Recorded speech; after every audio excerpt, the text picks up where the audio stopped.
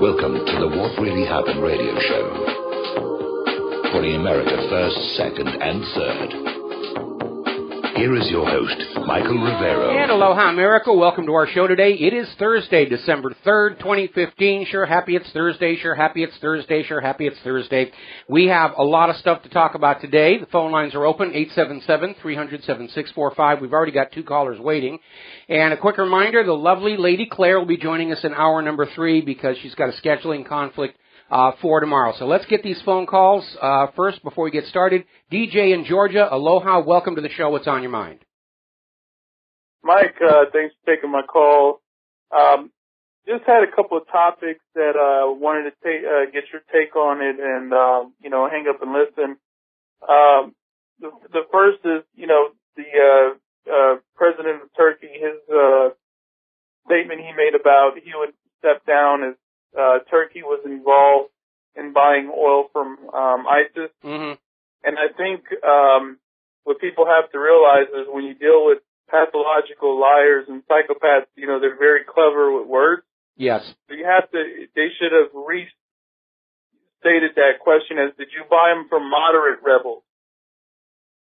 Did you buy oil from moderate rebels or the Free Syrian Army or whatever? Well, he's just going to lie about it, but the evidence is continuing to build, and we got an update on that a little bit further in the show when we reach that place in the talking points. Okay? Oh, okay. And the other thing was, I don't know if you saw the interview with Alex Jones and Trump, or if you heard it yet. But my quick take on it was, I think he had a decent, I think the interview started out pretty decent, but I think, definitely you could tell Donald Trump is not an insider and he's definitely not a puppet, but he's still incredibly kind of naive about what's going on. I have been saying that all along. He's most definitely not an insider. He doesn't really understand what's going on. And that's true of a lot of people who are inside politics. And you hear some of the things they say, they're buying into the Kool-Aid, as it were. But I still would like to see Trump become the president because I don't think the White House should be handed back and forth between the Bush and the Clintons. And the advantage of Trump, I don't agree with everything Trump says, but the advantage of Trump is he's got his own money. He can't be bought. He can't be told what to do. And that's why the party apparatchiks are trying to get him out. Okay? Oh, yeah, you could tell, you could definitely tell that they're definitely trying to get him out. I mean, I like Trump, and I hope he wins, too. It's just that interview, with Alex being a part of the kind of independent media there, I really wish he could have taken some time to kind of correct, or at least, talk a little bit more in depth about what's going on with with Iran and in Syria right now. Well, probably, when somebody like Trump grants an interview, there's usually a long list of rules that come in with it, things that you won't ask, things, you will not challenge, and so forth.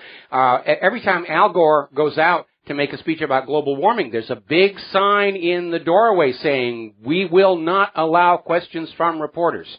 Anyway, listen, we got a lot of calls, and I got a lot of news, so thank you for the call. We're going to let you go and switch over here to Steve in Massachusetts. Aloha. Welcome to the show. What's on your mind?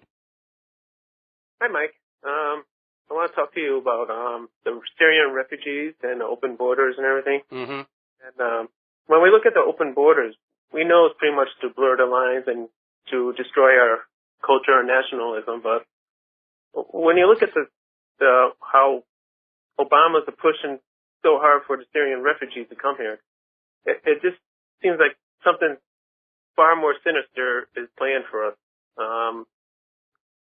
I don't know. Something's just not right there. What do you think? Well, what's going on here is we're seeing these various agendas, the New World Order globalists crashing head-on into the agenda to trigger a war against all those dangerous, radical, evil Muslims. And they're trying to find some way they can spin their way out of this to say, yes, the Muslims are bad, but the ones we're letting in are okay and you shouldn't be talking about them. And, when people see that, even people who are not plugged into what's going on, they're scratching their heads and saying, none of this makes any sense at all. And as I've said before, for propaganda to work against the population, it has to present a coherent, alternative reality that people can believe in as it substitutes for the real world. And the current propaganda campaign doesn't. It's being designed by ad executives and public relations agencies with no thought of what they're going to be doing, with the next phase. And as a result, it's disjointed, it's lost any sense of a narrative, and now, of course, it's self-contradictory. Yeah, they always say if you want to destroy America, you have to do it from within, and it seems like that's their plan. Well, I think the ultimate plan for the globalists is, they want to see the U.S. come crashing down, but the U.S. is still useful right now because Russia and China aren't going along with the New World Order agenda. They need the U.S. and its military to basically crush down the rest of the world, and at that point the U.S. Will go away and there'll be the New World Order and so forth. Anyway, Steve, thank you very much for the phone call. We're loaded up here. We're going to switch over here to Jeff in Canada. Aloha. Welcome to the show. What's on your mind? Yeah, hi, Mike. Thanks for taking my call. I haven't been able to keep up with everything on the shooting, but one thing that strikes me, correct me if I'm wrong, the SUV was supposed to be rented, so A, how is it possible to rent a flat black Ford Expedition from any rental agency? And B, if these guys rented a car in Farouk's name, why would it be necessary to wear ski masks when they go to the crime scene? Yeah, that's a very good point that you raised. Now, I don't know about the issue about the flat black or glossy black rental. I don't know of any reason why rental companies might not have such a vehicle, especially in the colder climates, where you want that heat from the sun to help warm the thing. But you're absolutely right. All the shooters at the scene all were covering their faces, and then we turn around and we see this incredible trail of evidence pointing to those gosh darn evil Muslims. And the whole thing reeks of another false flag shooting. It's falling apart even faster than the Boston Marathon bombing. It's just more of the same. And the government keeps on doing it because they don't know any other way to run the country other than through lies, fraud, and deception, because that's all they've been doing for most of their careers. They don't know another way to actually run the country and get what they want. Anyway, listen, Jeff, got to let you go. We got to get into our headlines. Thank you for the phone call. Now, looking at the corporate media, of course, the story is still saturation, San Bernardino, evil Muslims, gosh darn those guns, they're evil, we got to get rid of them. And by the way, it has been confirmed that Inland Regional Center where this took place is a gun-free zone. So I'm sure when these shooters came in with their tactical gear and their long guns and started firing, everybody was saying, wave the sign, they'll stop shooting. Now, yesterday, I was making a joke about the convenient timing of the San Bernardino shooting, the Savannah, Georgia shooting, and the almost didn't quite work out school shooting down in Memphis, Tennessee, by saying, this is Obama's chance to say, see, you all laughed at me in Paris when I said the U.S. has shootings other nations don't have, and now we've got 2.5. And, boy, life imitates art, because apparently Obama actually came out yesterday with a comment. He was being interviewed by CBS News' Norah O'Donnell, and he came out and said, we have a pattern now of mass shootings in this country that has no parallel anywhere else in the world. How wonderful for Obama, after he angered everybody in France, saying that nobody else has the problem that we do.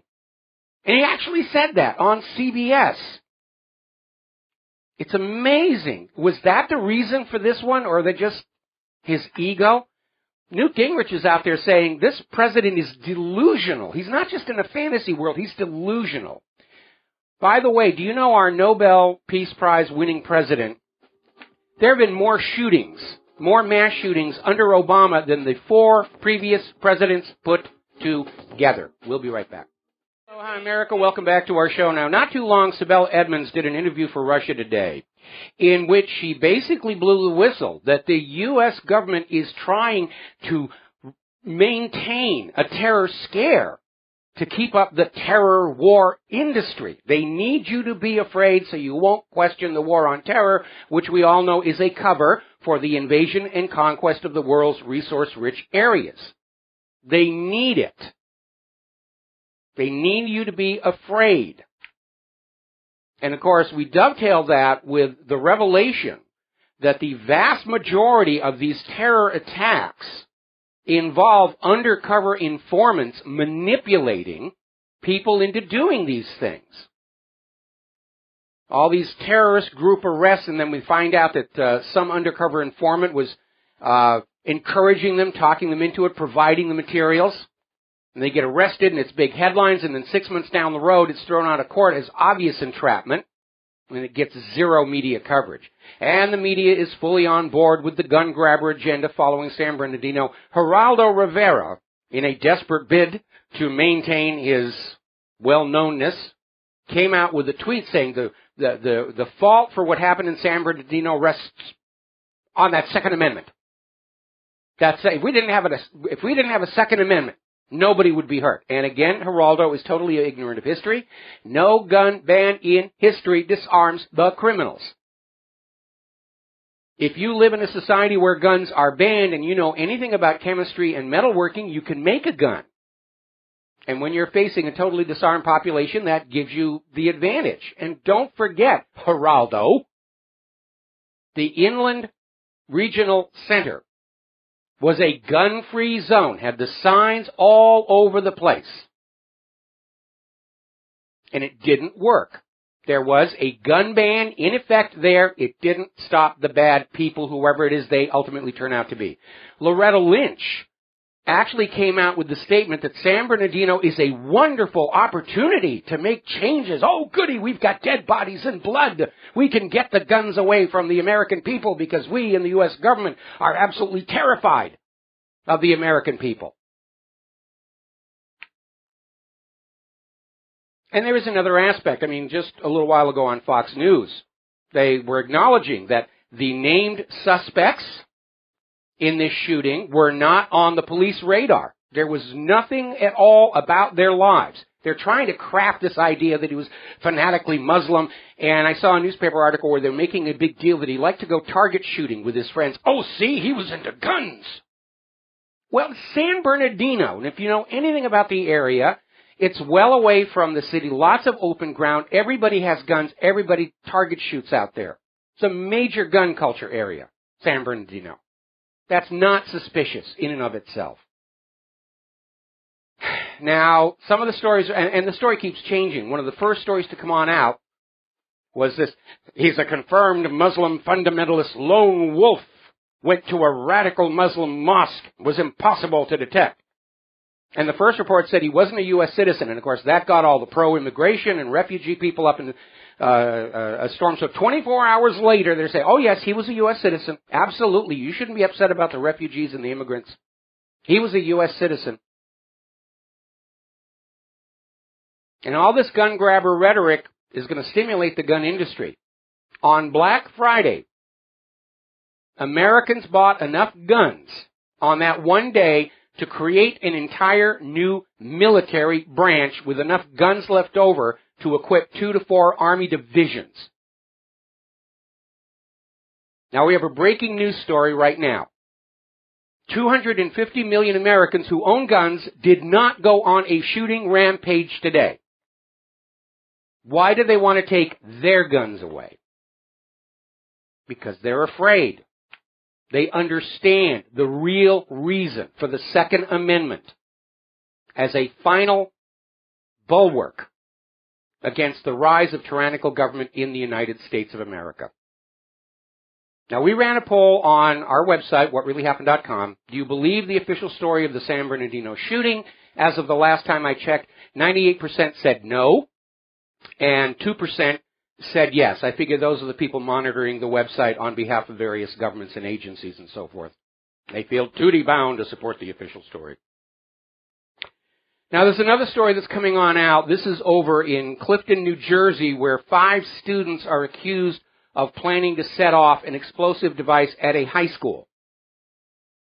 And they're out there saying, we're treating this as more than a prank, except that the explosive device turned out to be vinegar and cinnamon, which is not going to explode. Obviously the result of the Common Core curriculum at work. They're trying to just fan this up as much as they can.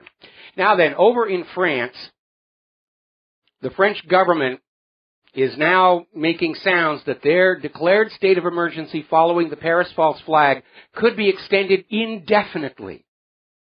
Oh, it wasn't a temporary state of emergency that suspends all your civil liberties and allows the government to lock up climate doubters under house arrest so they don't get in the way of the people wanting to impose a global carbon tax. It's now going to be permanent. This is exactly what Adolf Hitler did in Germany with the Enabling Acts following the Reichstag fire. It looks like France is also following the book Dictatorship for Dummies by Adolf Hitler. Now, over in Great Britain, as we reported yesterday, Parliament did authorize David Cameron to send warplanes to bomb Syria, and they must have been fueled and waiting on the runway, because they were there in Syria dropping bombs before the protesters outside Parliament had gone home. And David Cameron's out there saying, we're bombing ISIS targets. We bombed several ISIS hospitals, an ISIS power station, an ISIS water supply, and several ISIS donut shops, apparently. And on that very regard, reported in the Daily Mail, an airstrike that destroyed the Syrian water plant and left 3.5 million people seriously short of water is obviously being condemned as a war crime. UNICEF has gone public saying this should not have happened. Now, the justification for this is, well, ISIS terrorists drink water. They use that same excuse when they bombed the power station. We're sure that ISIS is plugged into these generators someplace. Collective punishment of civilian population is a war crime. And let's be honest, anybody being in Syria without the permission of Syria's government is committing a war crime.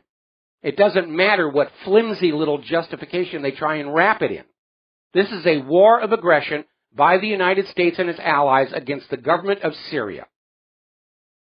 And they're trying to figure out a way they can retake control of the situation and get Russia out of there, and that is risking all-out war. We'll be right back. Oh, hi, America. Welcome back to the show here. I want to step back to the San Bernardino situation because there were a couple of stories I meant to hit and I missed them, but I want to go back and catch them. Basically, what is coming out about the named suspects in this case who are not able to speak for themselves, they don't fit the profile of fanatical terrorists. This was a family. They had a kid. The guy had a hobby restoring antique cars. And they can't actually find anything to really portray him as this dangerous, radical fanatic. And they're getting desperate now where they're saying, oh, well, yeah, he was just an ordinary okay guy, but he was radicalized by known terrorists. And that dovetails with a story that came on out where one of this guy's neighbors said that they'd been seeing all these Middle Eastern men coming and going for the week before this whole thing happened. Were those the undercover FBI informants that were setting this whole thing up? Because, again, that's been a repeating pattern. But there's a message here everybody needs to understand. All of the NSA spying, all the CIA spying, FBI, all of the violations of our civil rights and liberties and our privacy didn't work, did it? Didn't work with Boston. Didn't work with Sandy Hook.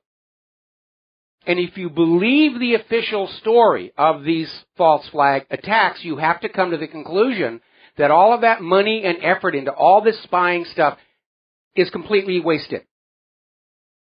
Now, spokesman for the NSA is saying, well, you haven't given us enough money. We're deluged with data from people. We can't sort through it, which when they first started this whole hoax, I said that was going to be a problem. Data is linearly additive, but the correlation between it is an unlimited mathematical expansion. They can't possibly have enough computer power to make sense of it all. And so if you buy the official story behind all of these, Boston, Sandy Hook, San Bernardino, all of it, you are left with the conclusion that our Bill of Rights protection of our privacy has been taken away from us for absolutely no useful purpose whatsoever. The government is spying on law-abiding Americans. They can't find terrorists. They can't find criminals. They can't stop the terror attacks. It's time to shut it all down, sell off all that computer hardware as surplus, burn the building to a ground, and start having tar and feathers for everybody who violated the Bill of Rights. All right, we're going to grab a couple of phone calls here. We've got John in Barbados. Aloha. Welcome to the show. What's on your mind? Hello, Michael. Yeah. Just a couple of stories I've been reading on the various news sites. Apparently, Russia now is opening another airbase in the central area or prefecture of Syria, Homs. Yes. And that will give them, a greater area of coverage with the shorter range aeroplanes. But what is significant, it has 3-kilometer runways and approximately 50 hardened shelters where these aeroplanes can be parked and worked on for maintenance. So it looks very likely that Russia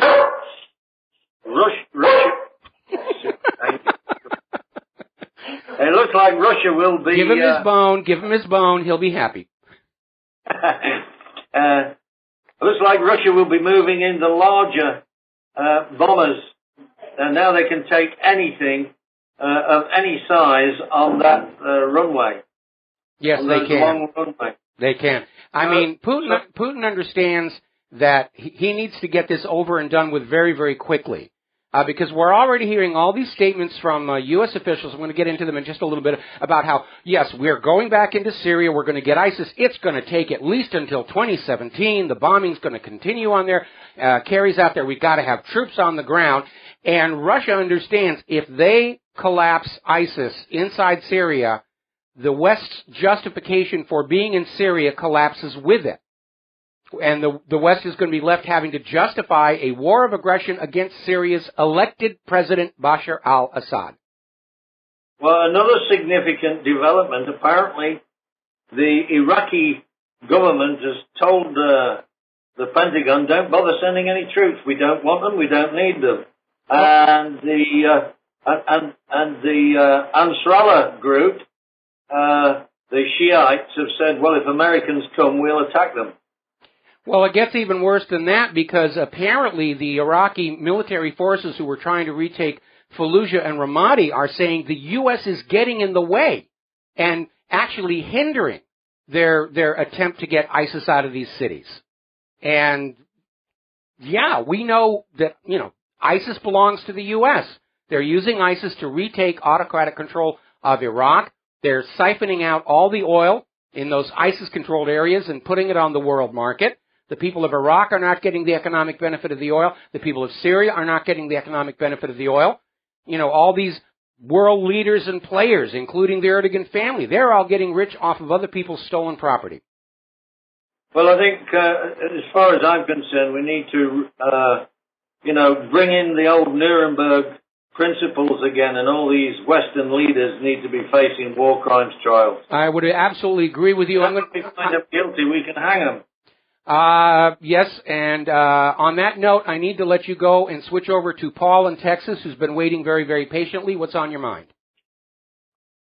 Yes, I would like to talk about this whole, I remember you saying they need an excuse to crash the economy, but I really think they already have their excuse, because you have the excuse with the terrorists, and then you have excuses with immigration. No. They don't need an excuse to crash the economy. Their problem is they can't stop it. What they're looking for is a scapegoat to lay the blame off on, and terrorists aren't potent enough to be that. They got to blame it on Russia or China or evil Iranian hackers. I'm very concerned that the next truly nationwide false flag attack will be crashing the computer systems on Wall Street and saying, oh, what a mess, we have to restart the economy and new currency, cash-free society, and all the rest of that. Well, they already succeeded in Europe. They succeeded in France to convincing the people that if you go against the narrative, that's it. You're justified to be taken. No, they didn't convince the French people. They terrorized the French people.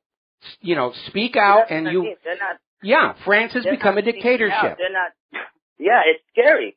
It's scary, and that's really what I'm trying to get at, is that they have all these scapegoats, because if you see all the pushing of just blaming it on this and this, instead of actually explaining the situation. You know, cause they can't explain it. They can't tell the population the truth about what's really going on, or there'll be flaming torches and pitchforks walking up Capitol Hill tomorrow. Yeah, and that's why they're having all this. You know, that's why, you know, because I really fear that when you start seeing, you know, because Ron Paul was talking about this stuff before this, and not too many people were really paying attention. And then, you know, you have Trump talking about certain stuff, and it seems like everybody's jumped on the bandwagon. And it's like, it almost looks like, is everything just circus and bread? You know, is everything just going to be a cinematic for the American people? Well, they're running out of bread. That's the first problem. They're running out of bread, just like Rome did, that led to that collapse. And it is all smoke and mirrors. Our current government is carrying 200 years of lies against the people that must be maintained, or the government will fall. We got to take a break for commercials. Thank you for the phone call, and we'll be right back. Aloha, America. Welcome back to our show here. Now, again, Parliament gave David Cameron permission to go bomb Syria. Great Britain does not have serious permission to be bombing in Syria. Now, Russia is once again playing it very cool. There's an article in TASS quoting Russian officials as saying British airstrikes in Syria are welcome as long as they are hitting the terrorists. And they emphasize that point twice. You know, they will be welcomed, but I will repeat, only if the airstrikes hit the announced targets. Russia is sending a very clear message that war against Syria's Assad, Syria's infrastructure, will not be tolerated. And we are edging closer and closer to outright conflict between the United States and Russia, which is what the United States really wants, because Russia, and for that matter China, refuse to go along with the globalist agenda. They refuse to do as they're told. They must be dictators over there. They must be oppressing their people. They must be denying women their rights over there. They are breeding terrorists because they won't do what the U.S. tells them to do. The agenda put forward by the Project for the New American Century is in serious, serious trouble.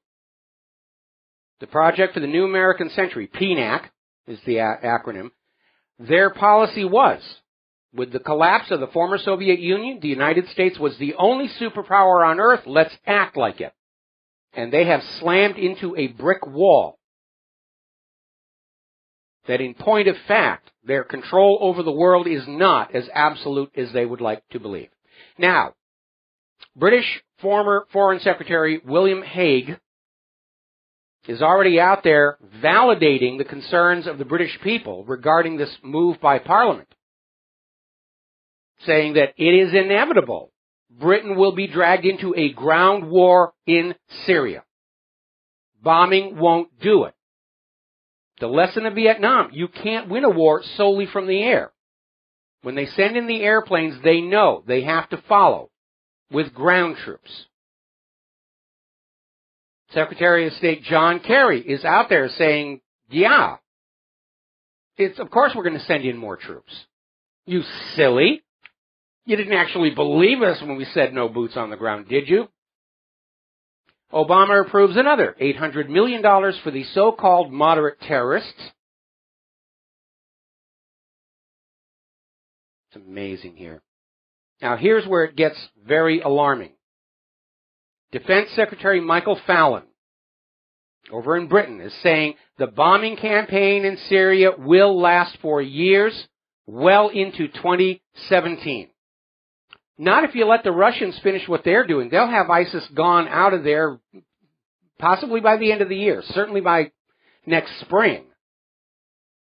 But Britain's going to do the bombing, and they're going to bomb Syria until 2017. There won't be anything left.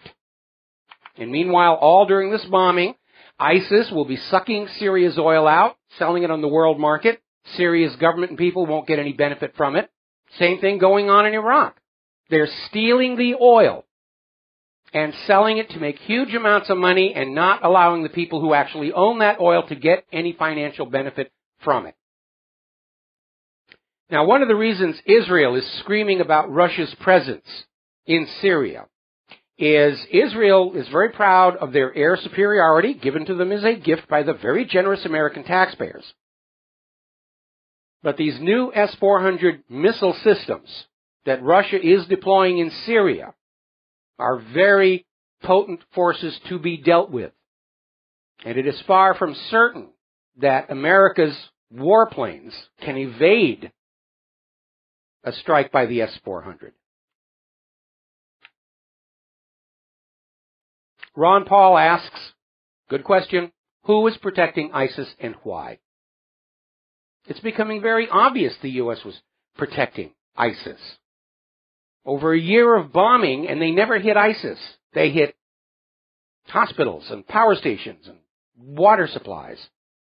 They hit critical Syrian infrastructure. And yes, they bombed oil infrastructure, but not in the area where ISIS is operating. They bombed the oil infrastructure where Bashar al-Assad still had control of the territory, because they didn't want any competition for the oil trade. All right, we're going to grab a phone call here. Andrew in New York, aloha. Welcome to the show. What's on your mind? Hey, Michael. I have a feeling that both Israel and Turkey, tasked by the U.S., could possibly go and invade Syria and attack the Russians under the excuse they're like being threatened or whatever like phony excuse they're going to make. Well, right now, the U.S. government understands they do not have the support and trust of the American people. They're going to have to do something to make it look like Russia's the bad guy. And I think what was supposed to happen when Turkey shot down that Russian bomber, it was supposed to fall on Turkish soil. And then they could say, see, Russia's attacking. We have to go to war. But Turkey violated Syria's airspace. They were in Syria's airspace far longer than Russia's bomber was accused of clipping Turkish airspace. 17 seconds. That's the official story. And now there's a new story out there that the Turkish warplanes were being guided to the Russian bomber by a U.S. AWACS. I mean, Israel is kind of mad since Russia has been involved this year because they want to attack Iran, but Syria has gotten their way. And I guess recently they've been saying that Iran is trying to threaten us using Syria and whatever phony excuses. And I heard recently, 20 minutes ago, they attacked Hezbollah forces in Syria. Somebody was reporting right now. Well, Israel right now appears to be following their plan for Eretz Israel, Greater Israel, from the Nile to the Euphrates. The refugees pouring into Europe are emptying out of the lands that Israel covets. Israel certainly is willing to go to war to hang on to the Golan Heights because of the oil and gas recently discovered under that territory. And that's Israel's agenda. It's always been their agenda. And I don't think Israel would mind it too much if the U.S. and Russia destroyed each other in a nuclear exchange, because that would leave Israel and their nuclear arsenal de facto rulers of the entire Middle East. And through that oil revenue, basically calling the economic shots for the rest of the world. One last thing I want to make, is it true, in San Bernardino, there were, drills going on before the shooting happened, but...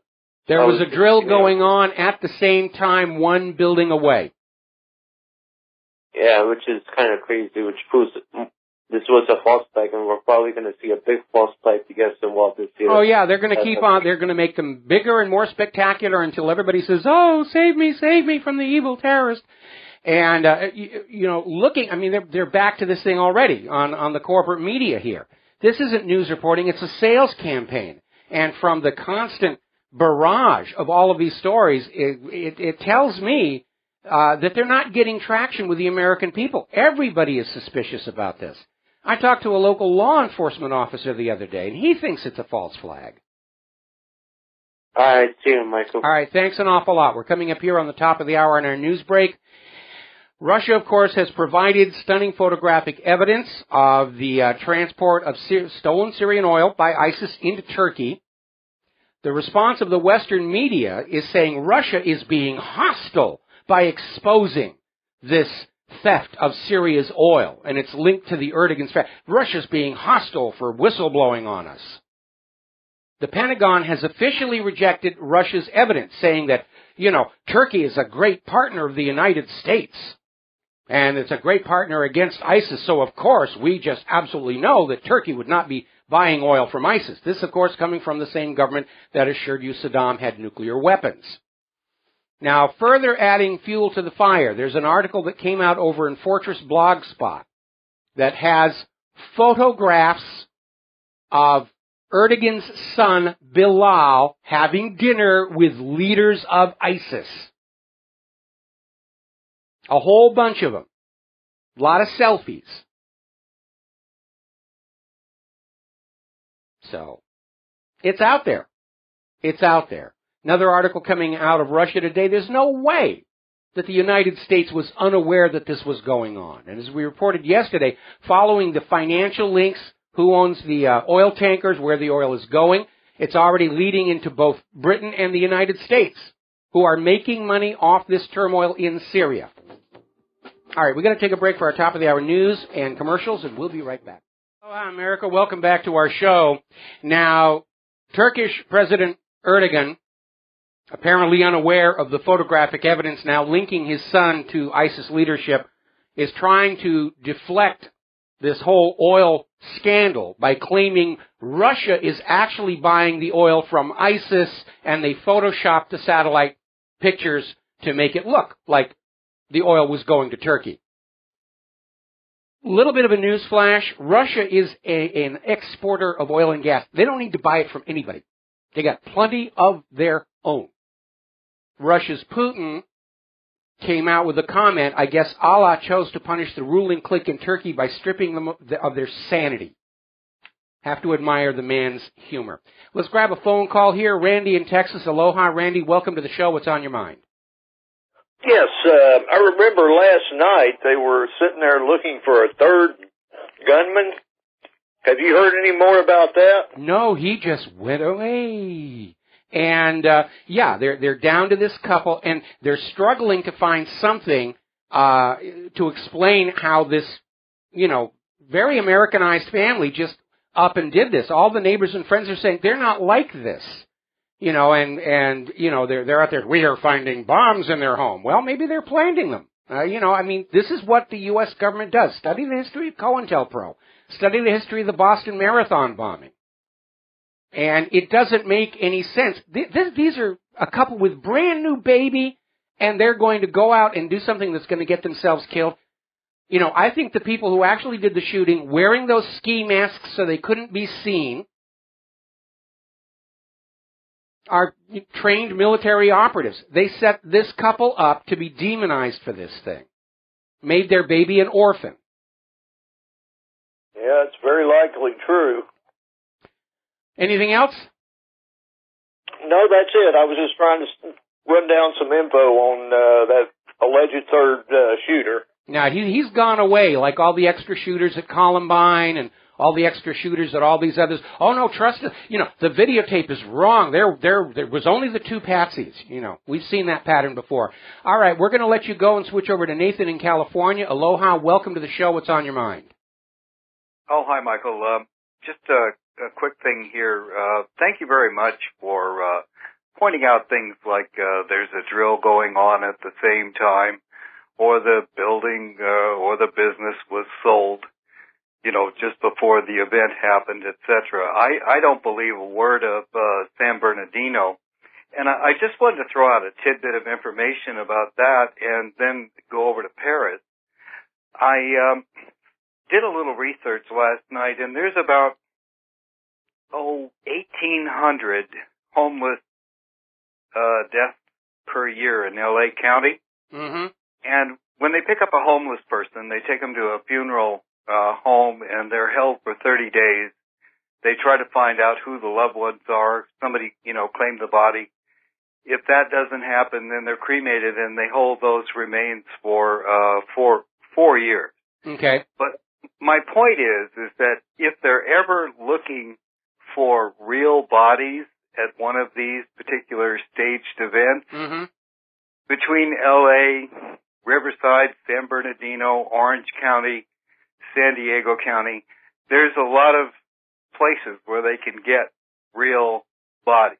And I don't know. It's not. an interesting theory and would make a great plot line for a movie, but there's a problem, because if the body has been embalmed, that's a dead giveaway, literally. And if you don't embalm the body, there's the issue, I mean, I hate to be crude about it, freshness. Yeah. You know? Yeah.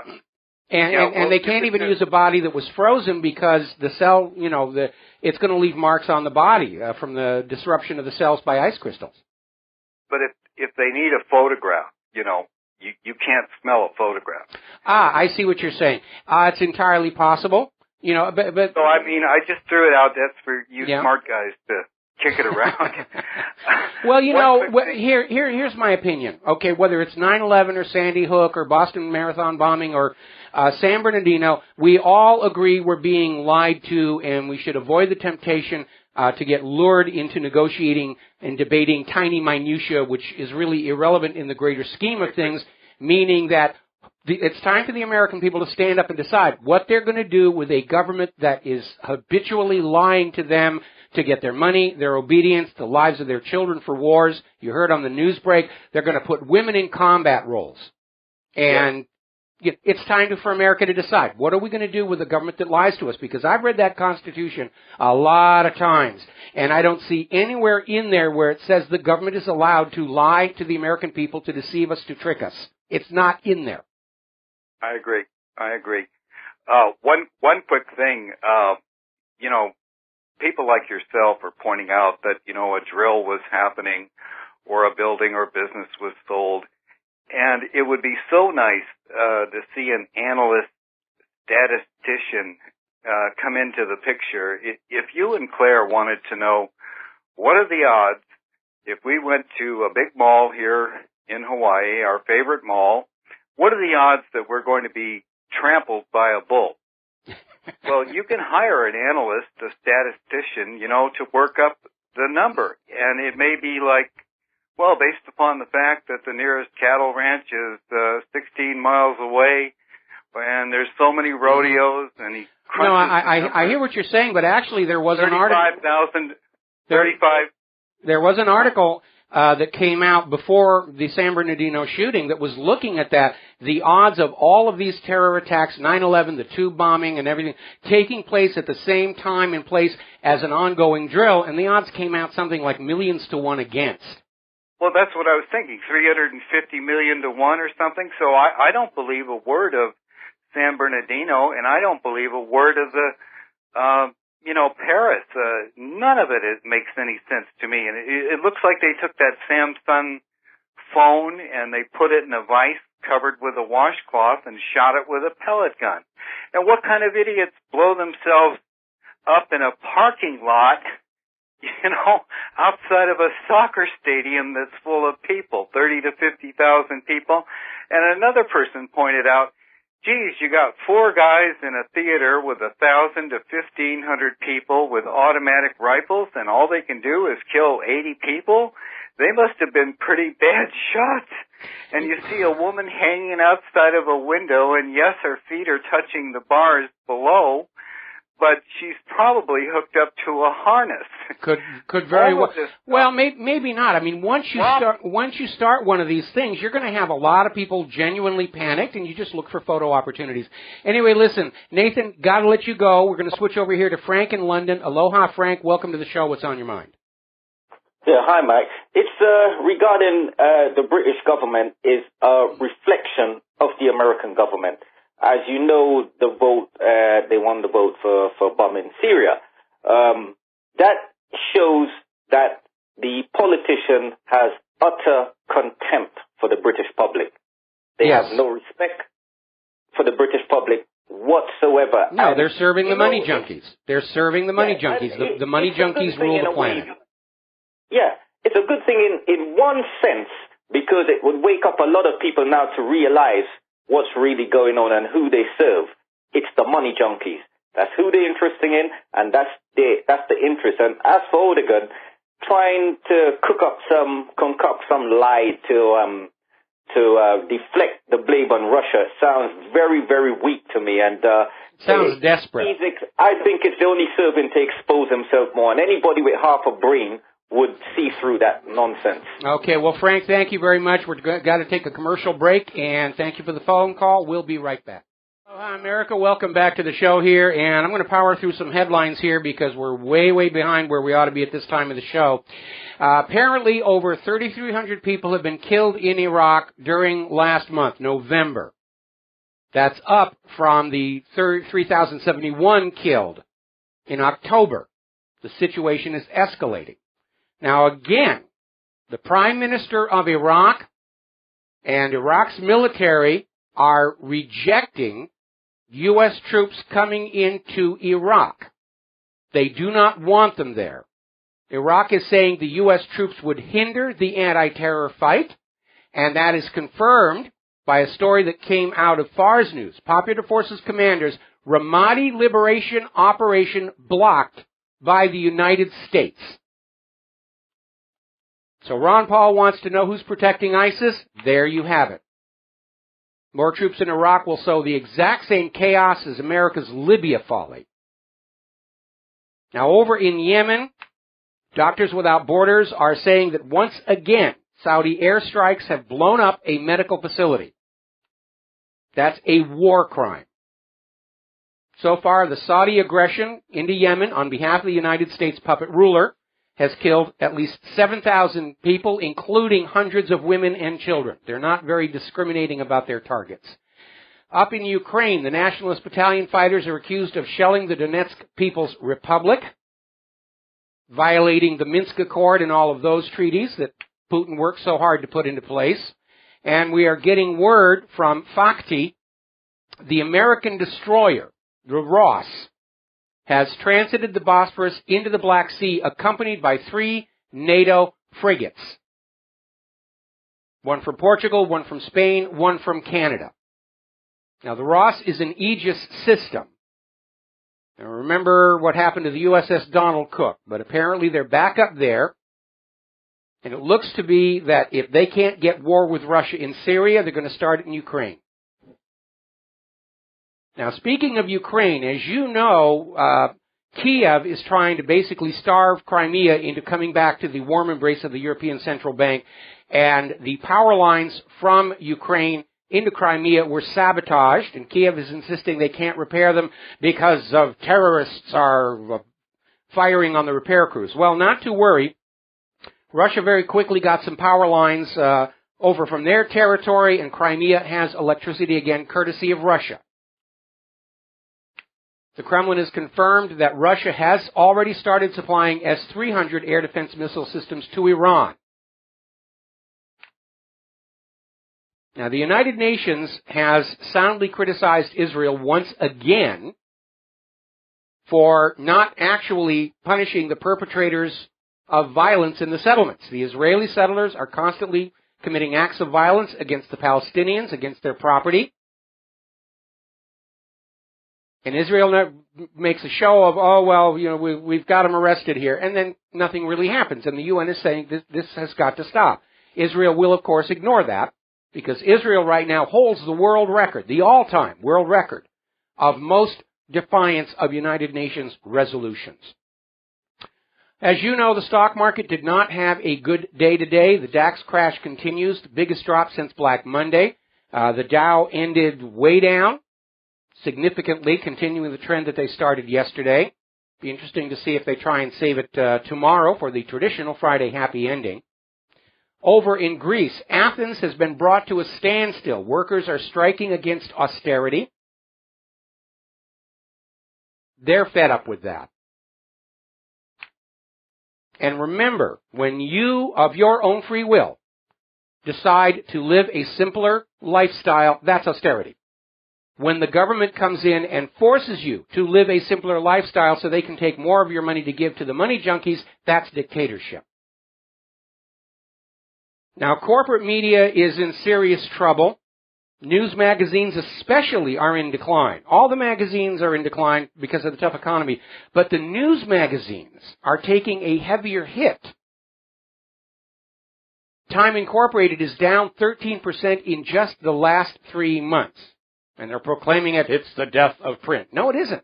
It's the death of the professional liars. the prostitutes, and the correspondents.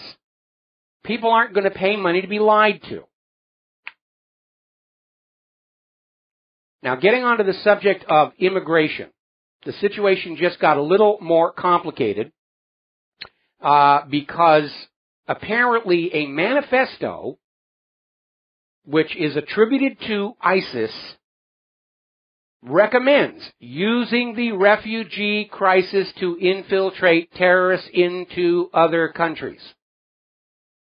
Now, this manifesto could be another manufactured fake, makes us all afraid of ISIS, but if you take it at face value, this is once again revealing the utter foolishness of an open borders policy. But they're continuing to push it because they're desperate to establish their new world order, their global government, and they realize they've run out of time. The people of planet Earth are alerted to what is going on, and they don't like it. All of this flood of immigrants into Europe, into the United States, the illegal immigrants, the refugees all together have actually triggered a backlash of intense nationalistic fever. This is our country. We live here. We work to build it. This nation is the heritage of all of us who lived here for the last 100, however many years the nation's been in existence. Sweden is getting ready to close the bridge connecting it to Denmark.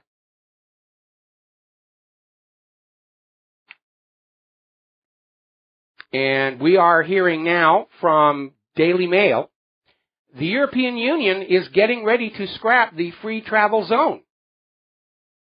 And so the people of Europe are now going to have all the disadvantages of being in the European Union, the single currency, slavery to the ECB, and none of the advantages with which it was sold to them in the first place. Free travel from one nation to the other, no border checks. Well, guess what? Got all downside, no upside. That's probably going to trigger even more anti-EU fervor in many countries in Europe, especially Great Britain. Over at the Calais migrant camp, they had riots. Police had to use water cannon and tear gas. They're claiming the riot was triggered by British anarchists. Over at the EU Parliament, President Schulz is saying the situation in Europe is extremely concerning. Yeah, it is. And this is going to have a big stink. A chartered Greek plane carrying deported migrants back to Pakistan was refused permission to land. These are illegal immigrants from Pakistan. They were being returned to their home country. The home country said, no, we don't want them. You are not allowed to land. Got to take a break for commercials. We'll be back after these few words. Aloha, America. Welcome back to the show here. And we've got a couple of breaking economic stories. And I'm sorry I'm jumping around topics like this, but it's been a very busy and confusing news day. Sears Holding Corporation has just reported a third quarter loss of $454 million, almost $500 million. Gerald Salente has an article that we've got on WhatReallyHappened.com basically saying, forget all the hype about Black Friday. It is a retail disaster. People don't have money to buy things for Christmas. And a lot of people are burned out on Christmas. They've been showering decorations and Christmas sale stuff at us for months now. We're burned out on it. Sears, with a loss like that in their third quarter, if they don't do well during the holiday shopping season, they're going to be in serious trouble come January of next year. Another iconic American corporation may bite the dust. And that's going to shake everybody's confidence when these big companies go out like that. Now, the Asian Infrastructure Investment Bank has announced they will begin operations in mid-January. This is another one of these multi-nation banking trading systems that are being set up parallel to the U.S. dollar-centric system.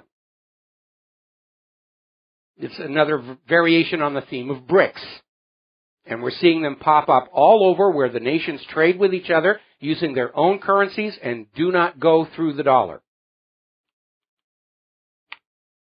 And the problem for the United States is very simple.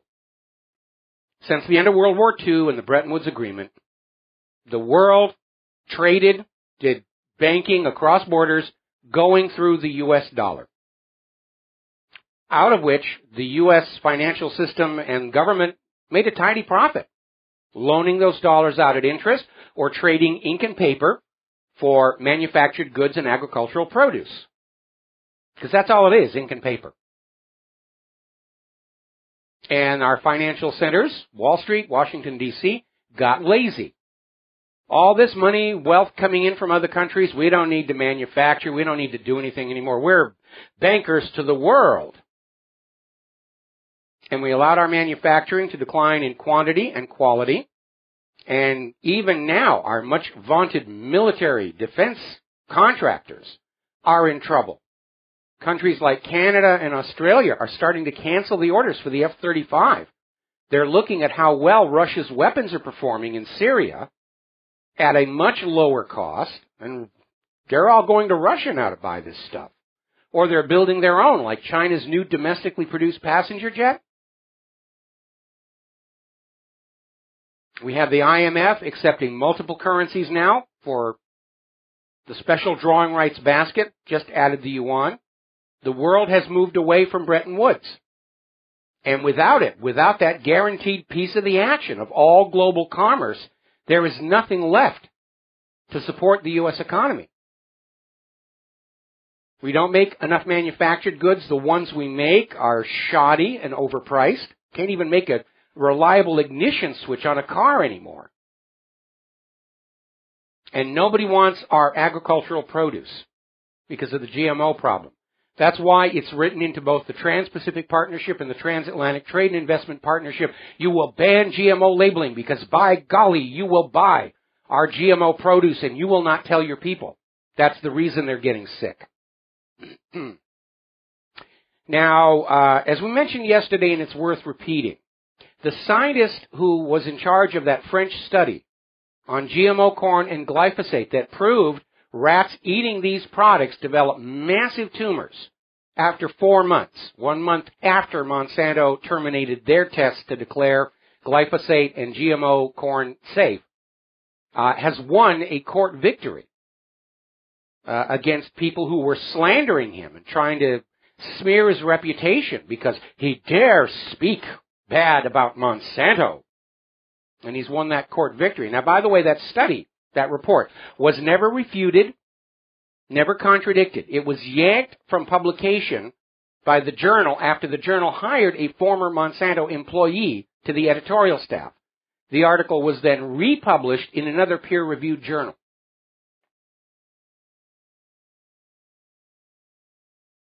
Now, out here in Hawaii, as you know, we're going through this whole issue over the sovereign Hawaiian population. Because back in Bill Clinton's term in office, the U.S. government officially admitted the annexation of Hawaii was illegal. The Hawaiian people never surrendered their sovereignty. And there was an apology, but we're not going to give you back your state. Ever since then, the indigenous Hawaiian people are trying to basically form their own little independent enclave. It's already been shoved into the direction of being like a Native American reservation, a nation within a nation. But still in all, they want to form their own government. But apparently the Supreme Court has now blocked that.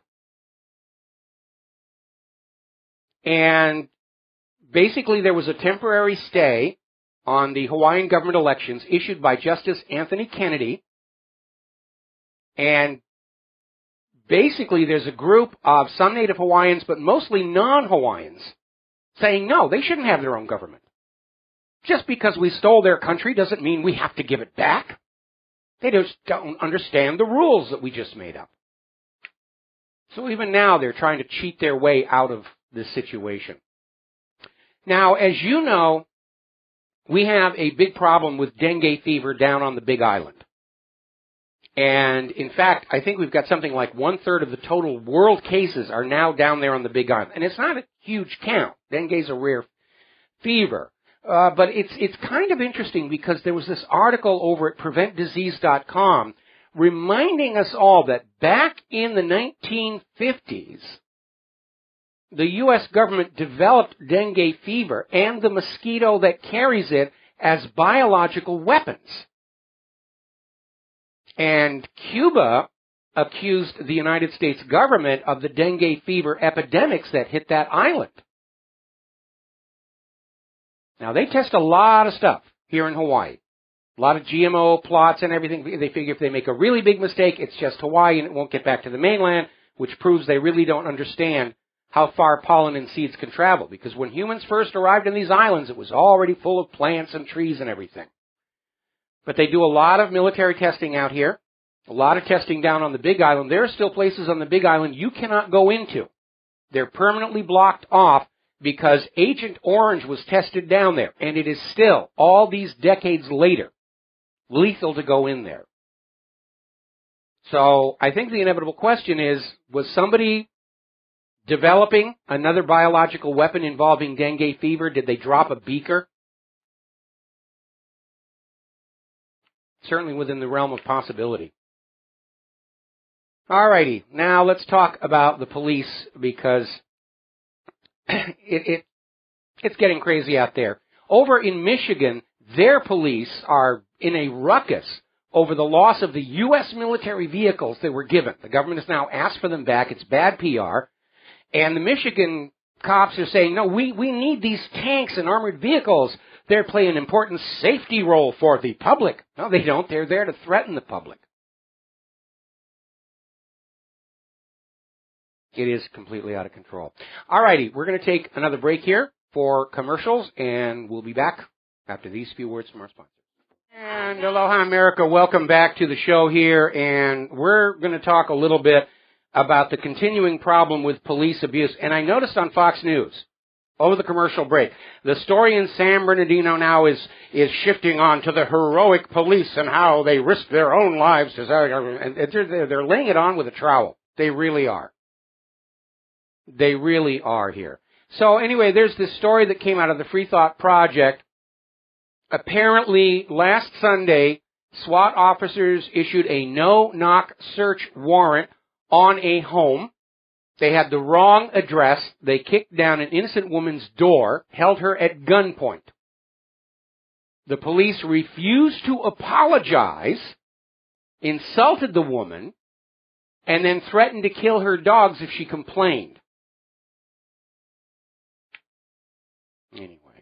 Now, over in Los Angeles, the city council, which apparently doesn't have anything more important to deal with, wants to put number plate readers, license plate readers, in areas where prostitution is taking place, to scan the license plates and then send Dear John letters to the homes of anybody who simply drives through those streets. Which is probably going to be a big economic boost to all the divorce lawyers, but here's my problem. What if somebody makes a wrong turn? What if there's a traffic jam 2 blocks over and some people scoot over and go through this area just to try and get home on time? I mean, this is wide open to abuse and mistakes. And I think Los Angeles City Council has more important things to be doing than worried about prostitution. I mean, don't forget, it wasn't all that long ago. Members of the United States government, when the economy started going south in 2008, were actually out there encouraging young women to get into the sex trade. That's how you'll pay your bills, pay your taxes. Just be a sex worker. It's amazing.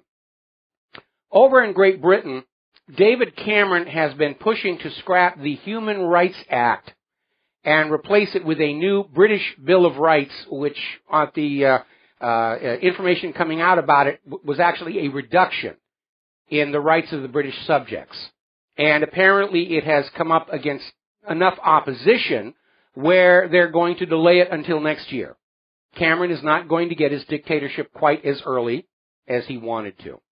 Now, speaking of prostitution and online sex works and everything, if you visit porn sites, and I'm not casting any aspersions on you if you do, you need to be aware there's a whole bunch of these porn sites that are owned by one company that have been hit with a massive malvertising malware attack. And apparently it's hitting millions of visitors. And let's see, some of the websites involved are X-Hamster, RedTube, and Pornhub. Dr. Tuber, Nuvid, Eero Profile, Ice Porn, and X-Babe. Apparently they're all part of this adult ad network ad expansion. And the malware in the advertisements is sophisticated enough. You don't have to click on the ad to actually be infected. So be very, very cautious about that situation. Now, Adobe came out with an announcement that was greeted with huzzah, huzzah by most of us who work in web development, that they were getting rid of Adobe Flash and introducing a new product, Animate CC.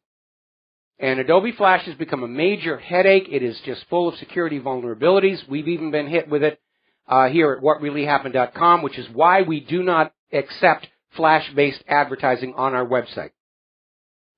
But as it turns out, according to Wired magazine, Animate CC it's just a rename. It's the same product. They just renamed it because they knew Adobe Flash had this bad reputation. And they haven't really done much of anything except put a new user interface on it, and it's still the same system. It's like when they took global warming and the world wasn't warming, so they rebranded it climate change. Because the climate's always changing. How can we ever be wrong? Now, if you are a cable TV subscriber and you have experienced glitches in your reception, your favorite TV program goes dark right at the good part when they're going to reveal who the murderer was, or they're going to show you a shot of some young lovely getting into the shower or something like that, the really hot parts of Game of Thrones. It turns out that the United States government, in order to train up its own satellite warfare experts, has been jamming U.S. satellites. And they've done it 261 times this year alone. So every time we find, oh, there's the hackers did this, hackers did, it turns out to be our own government. Now, GCHQ is now officially admitting to hacking computers worldwide. This is why NSA never finds the hackers. The hackers are all working for the government. Now, speaking of human-caused global warming, as you know, they're having the summit over there in Paris. Everybody is making speeches. They're all eating fine Parisian food and enjoying the sights. And they're trying to put together this agreement because 2015 is the end of the period where this was all going to be put together. And so far, according to Mary Lou Malik of the Global Force Coalition, she says the deal that is being put together is basically a rehash of the Kyoto Protocols. It's pushing market-based solutions that will not actually affect the climate at all. And what they mean by market-based solutions is force you to buy products or pay carbon taxes you otherwise would not. You know, buy this thing, you will save the earth. No, it won't.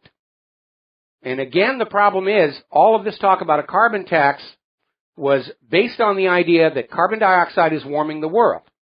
And they rebranded to climate change, but they're still pushing carbon tax and limiting carbon dioxide. If you believe Al Gore's link between CO2 and global temperature, we need more CO2 because the sun is going into a new Maunder minimum. We're looking at a new little ice age. More carbon dioxide in the atmosphere would reduce the effects of that. But this was never about climate, never about the earth. It's all about money and control.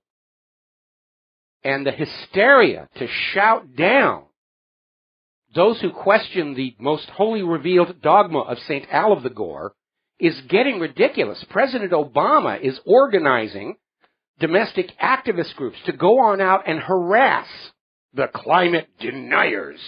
They're deniers. They deny that climate is changing, which is absurd. We all know climate changes. It always has. It always will. What we're questioning is this idea that human activity alone is driving the Earth to higher and dangerous temperatures. We're questioning the accuracy of claims that 2015 was the hottest year on record when there are several years in the 1930s that we're clearly warmer.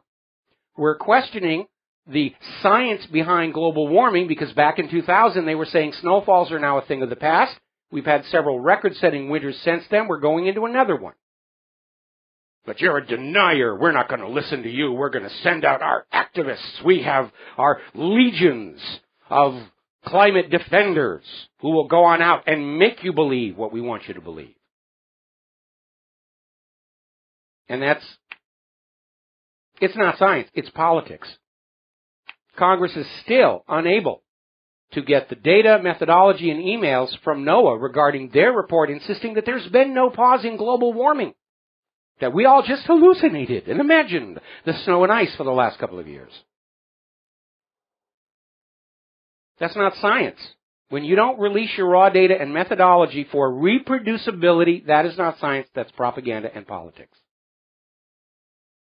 All right, we're coming up here on our top of the hour news and commercial break, and when we come on back, we will be joined by the lovely Lady Claire with her unique perspective on the world. And we've got a few more minutes before the music starts here. One of the things that was in Putin's State of the Nation address, he wants Russia to become the world's biggest exporter of non-GMO food, and sign me up, Vlad. I want cases of that stuff. We'll be right back.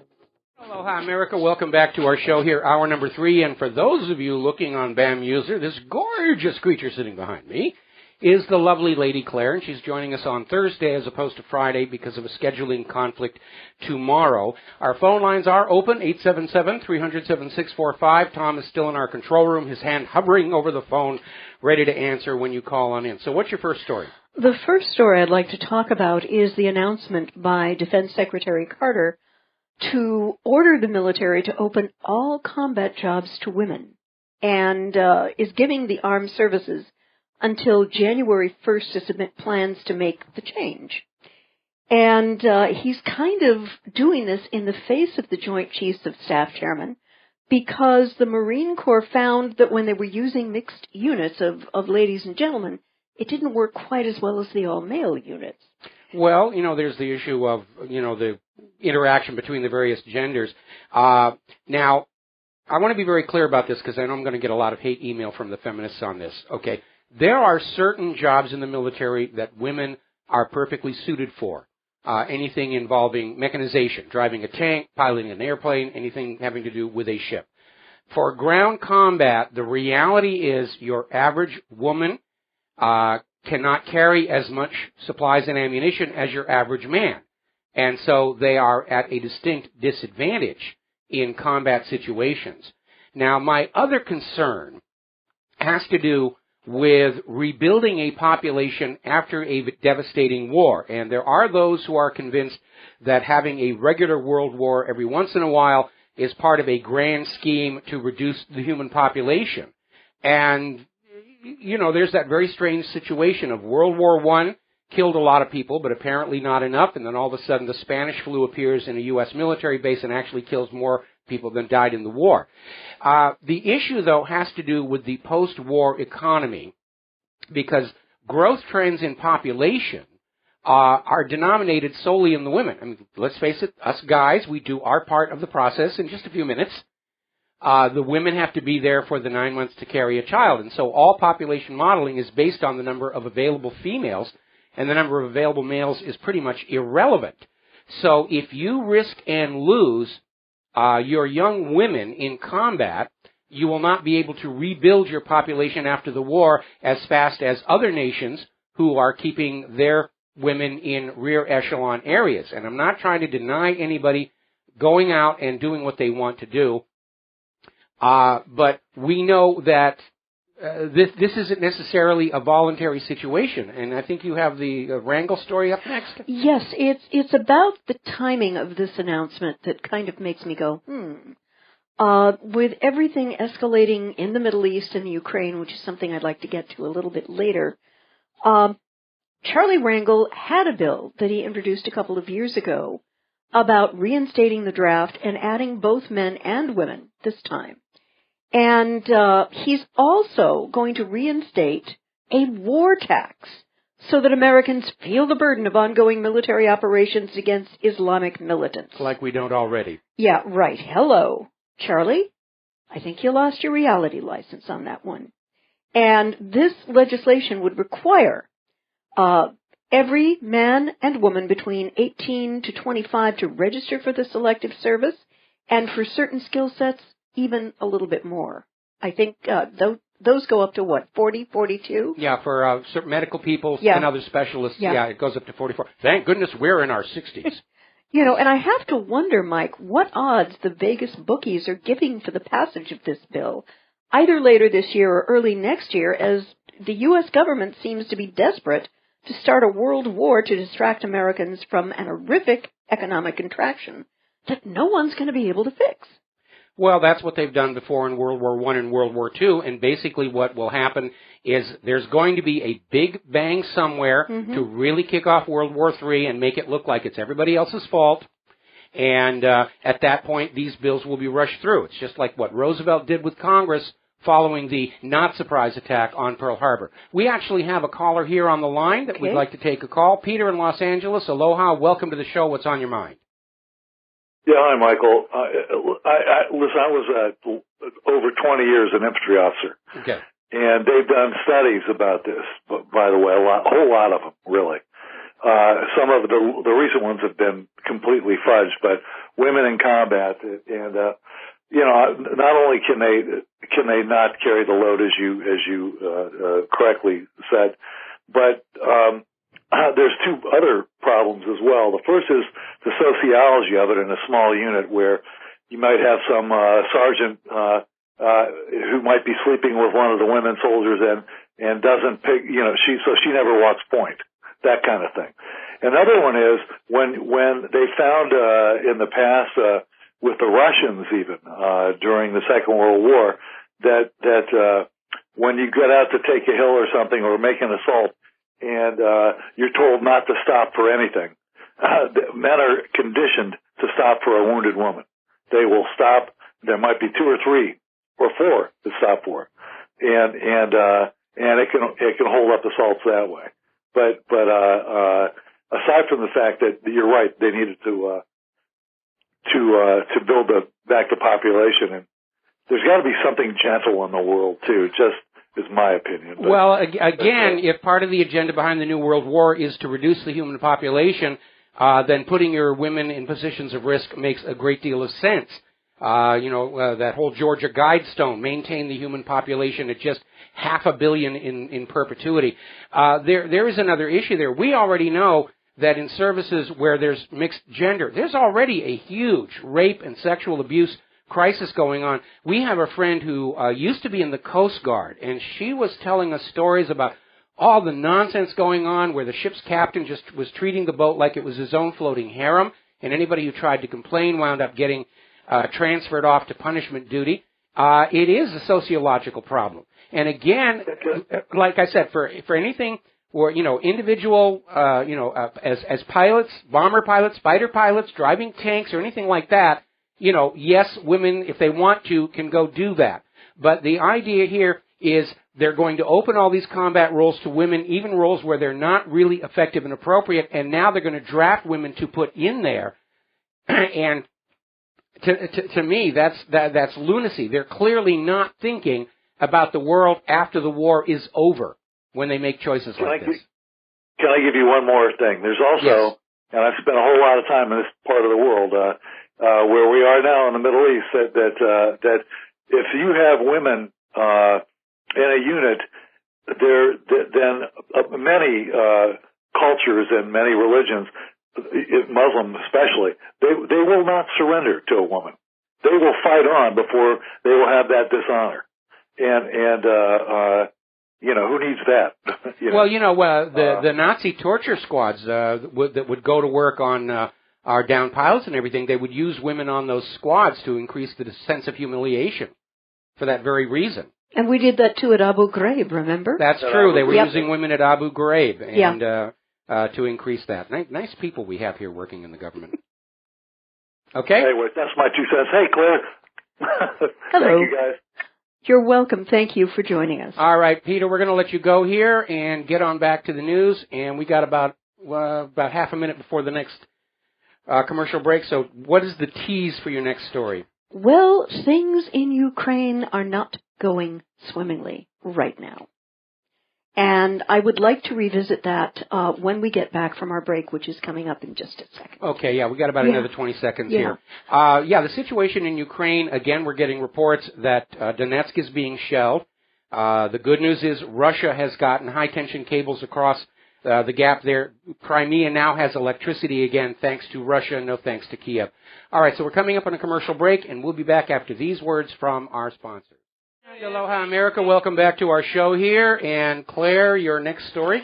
Well, while we are focused on Syria, and for good reason, there is another proxy conflict that is unfolding in Ukraine, which is getting worse and worse, and it seems as though President Obama and his administration have forgotten the phrase mission creep. No, they haven't forgotten it. They're just hoping that we forgot it. Yeah, we haven't, ladies and gentlemen of the administration. No. We have not forgotten mission creep. We actually have people in there training battalions right now in Ukraine. And one American kid gets killed or injured. That's going to be the flashpoint, Mike.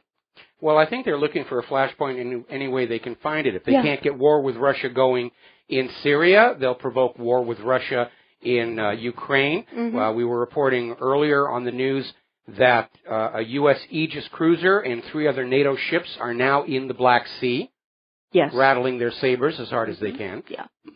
But will they actually be able to get into close to Syrian territory? Because my understanding is there are a lot of Russian ships that are prepositioned there. No. We're talking the Black Sea. Oh, I'm sorry, Black Sea. Up by Ukraine. Gotcha. These 4 ships are not there for Syria. They're there to basically project power into Ukraine. Now, of course, we know that an earlier Aegis cruiser, the Donald Cook, was absolutely humiliated by Russia's electronic warfare systems, and maybe they've made changes to the Ross they think will allow it to be able to continue to operate.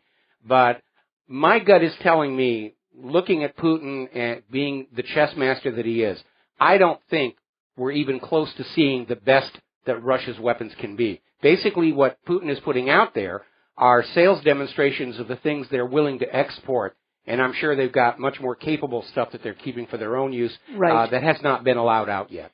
And one of the interesting things is the very tacit relationship between Russian and Chinese weapon makers, fighter makers, and ship makers, is that when these items are delivered, they work as advertised. They work as they're supposed to.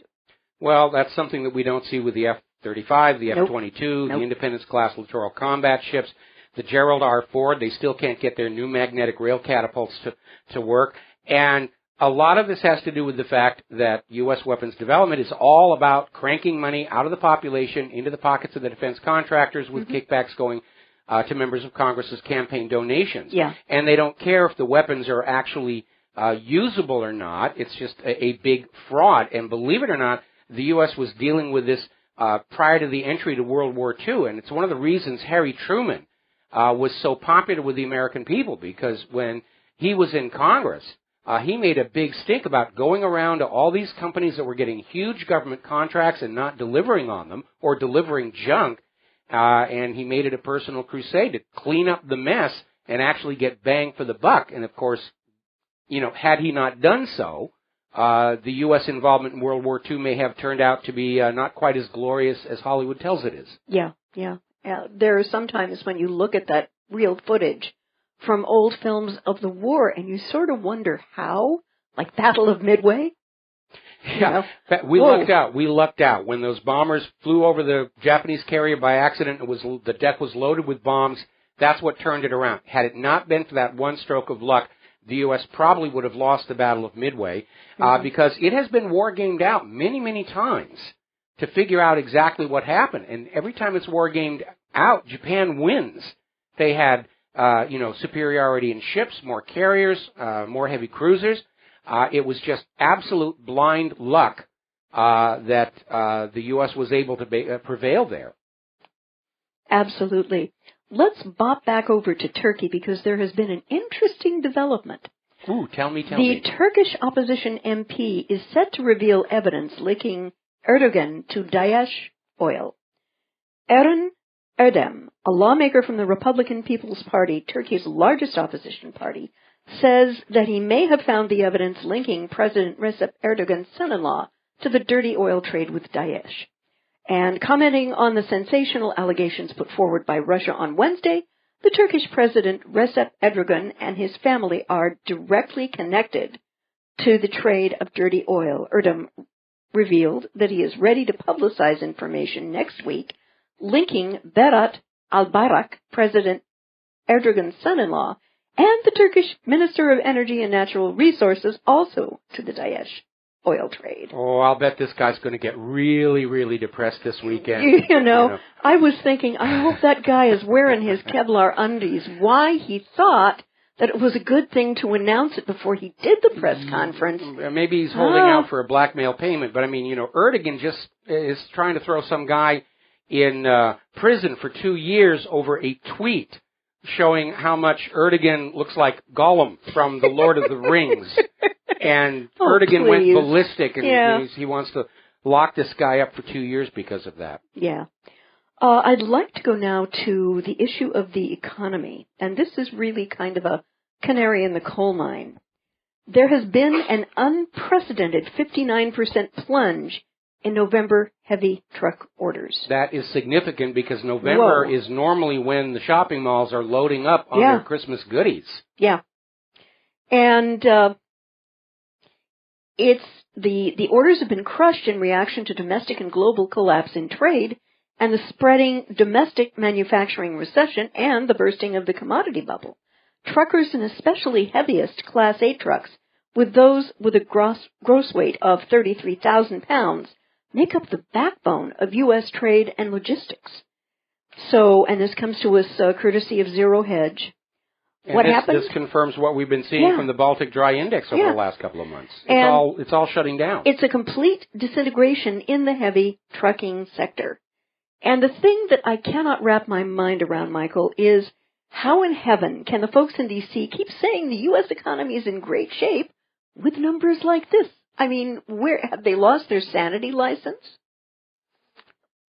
Well, again, nobody's trying to deliberately crash the U.S. economy. They can't stop it. And the reality is that under private central banking, it is impossible to pay off the debt because the debt is always bigger than the money supply. Mm-hmm. And the debt grows and grows and grows, and the currency grows with it, but not as fast until it's devalued, and the value of the money is inflated away to nothing, and then the whole thing falls apart. Yeah. And so that's why they're desperate to get a war going, because we've all heard the saying, war is good for the economy. No, it isn't. War is very bad for the economy. It's good for the defense contractors, but it's bad for the overall economy because the nation gets plunged back into hopelessly unpayable debt to the bankers for another 100 years. Now, we have to take another break for commercials, and we will be right back after these words from our sponsors. And aloha, America. Welcome back to our show here. We've got a couple of callers waiting on the line, and we're going to talk with Mike in Vermont. Aloha. Welcome to the show. What's on your mind? Well, how are you, Mike? Doing good. Well, that's great. And say hello to Claire for me. I see her in the background. I'm right here. My concern here is that with everything happening at the same time within the United States and all these other countries, in the Middle East in particular, and after all these years, with everyone reporting all this information, what is the outcome of all of it? How will anything ever change at any time? And nothing has ever changed. It keeps getting worse. And what do you think, Mike, that we could actually do about it as a people? Well, keep each other fully informed so we can all make good choices, as Thomas Jefferson said.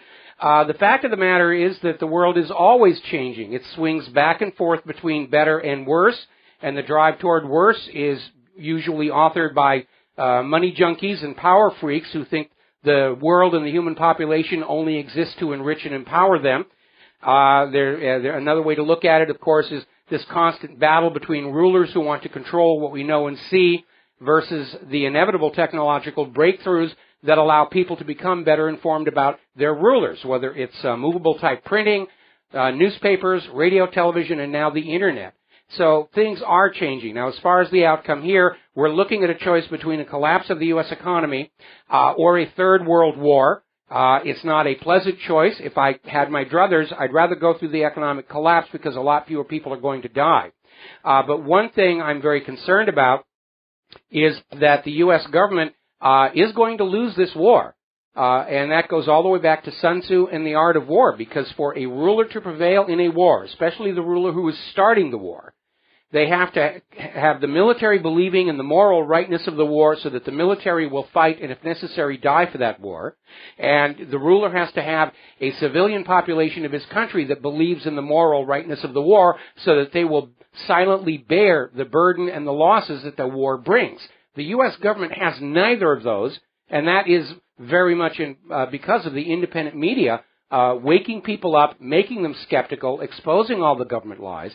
And for the U.S. government to continue on this path into war does represent national suicide. We have top U.S. military experts saying even if the U.S. government resorts to its nuclear arsenal, the U.S. cannot win a war against Russia and China. Well, that's understandable. But still, even though this information has been out there for a couple of decades, and more so since, of course, the incident on 9/11, which has been more prominent, but still, nothing ever becomes of it, and everything still becomes a worst-case scenario. Well, I disagree. With every day. I disagree, because the progress that we've made is the percentage of Americans who understand that the government lies them into wars. I mean, back when John F. Kennedy was assassinated, people still trusted the government. They believed what the corporate media told them. It took something like 30 years to reach a point where half the American people understood the Warren Report was a complete fiction. Today, the lifespan of a government lie can be clocked with an egg timer. I even have one right here just for that purpose. And that represents a significant change in the socio-political climate of the United States. And our government, unfortunately, still is rather in denial about just how bad the American people view the government, how little credibility the government has left. And as a result of that, they're going to be tempted into making a mistake. And every once in a while, rulers will make a mistake. That's what happened to Charles I. It's what happened to Louis XVI. It's what happened to Ceausescu. It's what happened to all those Celtic kings who keep bobbing up to the top of those peat bogs over in Great Britain. No nation lasts forever. All nations, all empires do eventually fall. And I think we're on the verge of seeing the United States follow the former Soviet Union into the dustbin of history. So how do you propose that anyone would prepare for anything like that if it ever happens, Mike? Well, the model... I don't know if it ever would. Well, the model... I think there's too many people have not... not got that knowledge yet to see this whole thing. Know about the 3%. Okay, so. Well, what 3%? It's a lot more than that. The majority of the American people. Look at the plunging sales numbers and viewership numbers of the corporate media versus the rising viewership and readership of the independent media, and that'll tell you where the trend is going on this. Now, the model that I think is going to best illustrate what's going to happen here in the United States of America is what happened to the Soviet Union. Because of the samizdat network of fax machines, the Soviet people stopped believing in their government's lies, and the government lost control of the population, and eventually the Soviet government collapsed of its own corruption and rot and discord. And there was about 4 months where everybody had to get through some very tough times, looking out for each other, taking care of each other, while the new government formed. And life is a lot better in the current Russian republics than it was under the Soviet regime. And I think that's what's going to happen here in the United States of America. Everybody ought to be prepared to take care of themselves and their families for 3 to 4 months, storable food, water, guns, ammunition, and so forth to protect yourself from the people who aren't preparing, which is going to happen. And then we're going to have about 3 to 4 months while we get together and decide for ourselves what our new government and economic system will be. And we have to be on guard against carpetbaggers who are going to come on out and promise us all kind of wonderful things if we'll just sell our souls and our future generations back into the clutches of the private central bankers. And anybody who's coming out with that kind of a suggestion ought to be given a good thick coat of tar and feathers and run out of town on a rail with lots of nasty splinters in it. Well, it will never happen, Mike, because people still think that voting makes a difference. And also that all right, we agree to disagree. We agree to disagree, okay? And people understand voting isn't going to change anything. We're just going to have to sit back and let the U.S. government and the financial system finish destroying themselves. Then we pick up the pieces and we start a new country, okay? I would have to, Mike. I would have to say, play devil's advocate here. Well, Mike, we're coming up on a commercial break. We agree to disagree. I'm going to let you go. We're going to switch over here to Jim in Long Island. Aloha, Jim. Welcome to the show. What's on your mind? Aloha, Mike. How are you? I love your show. Thank you. We talk about everything going on today and how the American public has been brainwashed. And I think back about what Ron Paul said about getting rid of the education system. And I say that because I recently found a book online called Rome's Responsibility for the Assassination of Abraham Lincoln. Okay. I read this book. I don't know if you're aware of the book. It's about 45 pages. And it describes, it was written by a general, one of his generals that was on the military commission that had the trial of the conspirators. Now, when I went to school, all you ever heard was John Wilkes Booth, and that was it. Nothing else. Well, I have a somewhat different theory. I'm sorry to cut you off, but we're coming up on a commercial break, and I got another caller we're going to take in our final segment. I go into the Lincoln assassination in my article, All Wars Are Bankers' Wars, and you're absolutely right. All that we're ever taught in public school is John Wilkes Booth, who, by the way, still has a statue to himself in Central Park in New York from his acting career.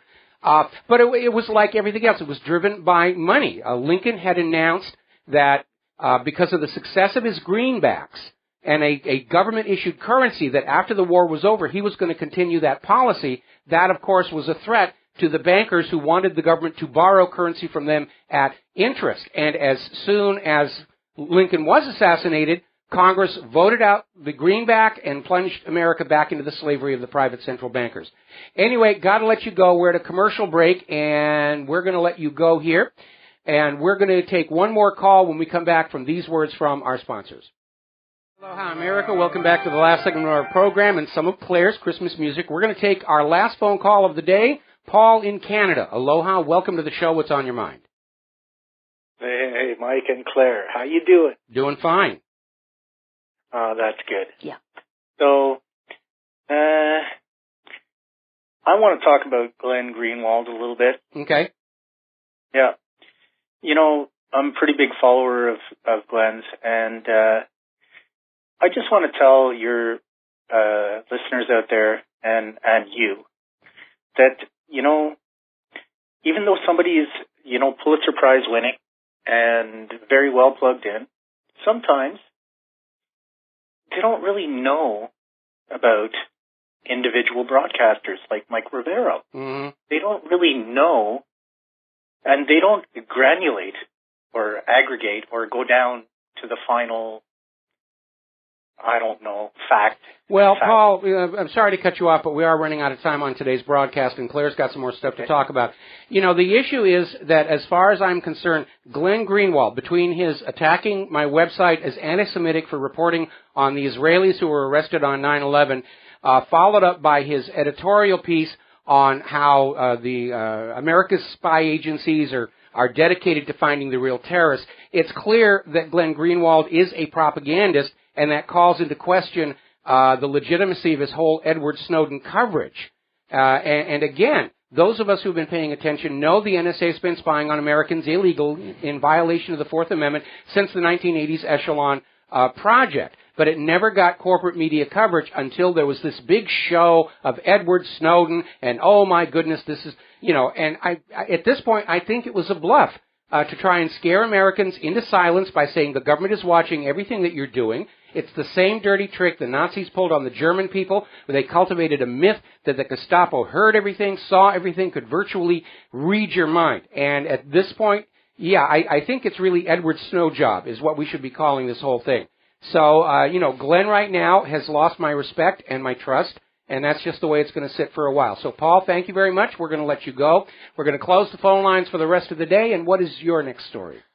Well, I'd like to end this third hour with a question that I think all of our readers and listeners need to understand, and process. Who are the real terrorist sympathizers? And from my standpoint, it's those who want to wage war on Syria and Russia and China. Apparently, Prime Minister Cameron made a very nasty remark when he was appealing yesterday for Conservative MPs to give him an overall parliamentary majority. And he warned them against voting alongside, quote unquote, Jeremy Corbyn and a bunch of terrorist sympathizers.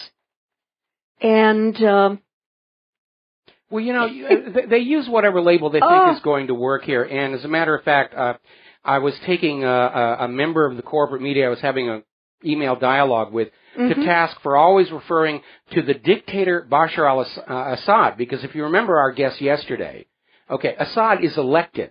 He won his last election. International observers said it was fair and open, certainly much fairer and more open than elections we have here in the United States of America. At the same time, the U.S. government is declaring the kingdoms of Saudi Arabia and Qatar are allies and trusted friends, despite the fact of hereditary autocratic rule and dictatorship in those countries. And a lot of beheadings in Saudi Arabia. They fling these labels around, terrorist here, terrorist there, and at this point they're basically wallowing in the pre-approved rhetoric, and I think that's another reason why people are just tuning them out. Yeah, I would like to hope so. I mean, as a Christian pacifist, I'm a Methodist, and I make no bones in saying this. I believe that people need to work out geopolitical differences in good faith. And I try to use as much logic when I'm posting to Mike's side as I possibly can. Does that make me a terrorist? I think in the eyes of the military-industrial complex, probably. Well, again, I warned all the way back when they started talking about special laws to treat terror suspects differently, deprive them of their civil rights. I said, you watch, the definition of a terrorist is going to start to change. And now we've reached a point where the FBI is telling local police departments that anybody who talks about the Constitution and the Bill of Rights is a potential terrorist. Christians are potential terrorists. They're throwing the label around at everybody in order to get around the Bill of Rights and say, well, we don't have to respect, your right against self-incrimination and the rest of it because you're a terror suspect and the special circumstances will apply. And, once they get you to cross that line about it's okay to violate somebody's civil rights because of X, they'll start moving that line. You can't go back. And drag you along. And the way tyrants, build their support of their population is to lure them very slowly across certain moral compromises until they've reached the point where the people don't want to even look at the possibility that the leader is doing something wrong, because then it means they're doing something wrong. And this is where fanatical support of tyrants and dictators comes from. People who are psychologically trapped and can't turn around and go back from where they came from. Fortunately, I'm not seeing a lot of that happening here in the U.S., and again, that's because the U.S. government has destroyed its own credibility with lie after lie after lie. The presence of the independent media, the Internet itself, has fundamentally changed the way information flows through society. It's no longer from leader on high to paid propagandists in the media to the population who cannot respond. It's peer-to-peer. And because of that, rulers can't lie with impunity any longer, and they're thrashing about. They don't know what to do. If they can't lie to you with impunity, they have lost control over you.